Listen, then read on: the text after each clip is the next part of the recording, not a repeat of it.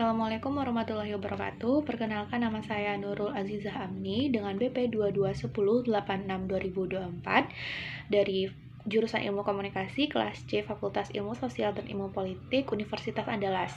Dalam kesempatan kali ini saya akan menjelaskan mengenai inovasi perekonomian Indonesia di era digital. Kita mengetahui bahwa sumber perekonomian di Indonesia itu berasal dari sumber daya alam kita yang melimpah. Namun, sampai kapan kita akan menggunakan sumber daya alam ini?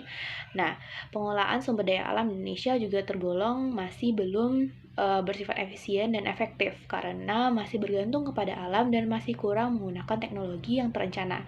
Sehingga pada bidang agraris atau pertanian, perkebunan, dan sebagainya, kita memerlukan yang namanya yang pertama adalah double layer. Nah, di sini saya merencanakan bahwa perekonomian Indonesia yang bahwa lahan pertanian itu akan semakin sempit karena pemukiman penduduk yang semakin banyak membuat lahan pertanian Indonesia itu semakin sempit sehingga kita membutuhkan yang namanya double layer. Nah, dengan penggunaan double layer ini pertanian Indonesia itu semakin banyak menghasilkan barang-barang produksi karena pertaniannya itu menggunakan dua tingkat lahan seperti itu, sehingga hasil produksi itu juga semakin meningkat.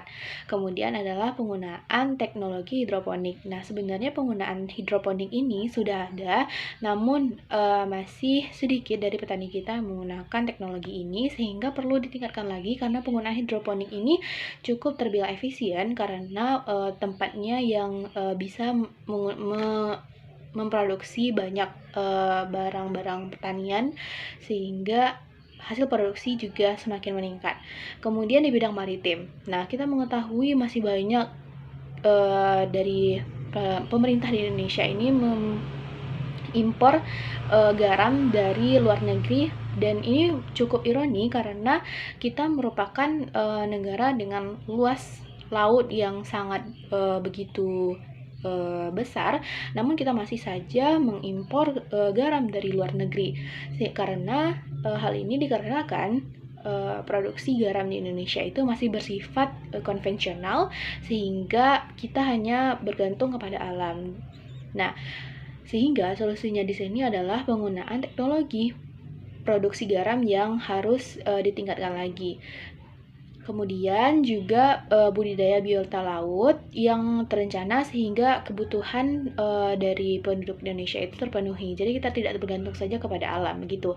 Kemudian juga terkait dengan BBM. Kita sangat bergantung begitu dengan BBM. Nah, kita mengetahui bahwa BBM juga semakin menipis dan harganya semakin meningkat. Sehingga kita memerlukan adanya energi alternatif untuk menggantikan BBM ini. Ya, seperti sampah plastik yang bisa digantikan menjadi BBM, diolah terlebih dahulu sehingga bisa berubah menjadi BBM dan menggantikan BBM yang kita gunakan berasal dari alam tadi. Kemudian juga peningkatan kualitas UMKM. Nah, UMKM saat sekarang ini juga semakin meningkat di Indonesia penggunanya, sehingga kualitas UMKM juga harus lebih ditingkatkan lagi supaya bisa bersaing di kancah internasional, yaitu penggunaan e-commerce, penggunaan dana yang diturunkan dari pemerintah kepada pengguna UMKM, sehingga kualitas dan kuantitas dari pengguna UMKM ini juga semakin meningkat.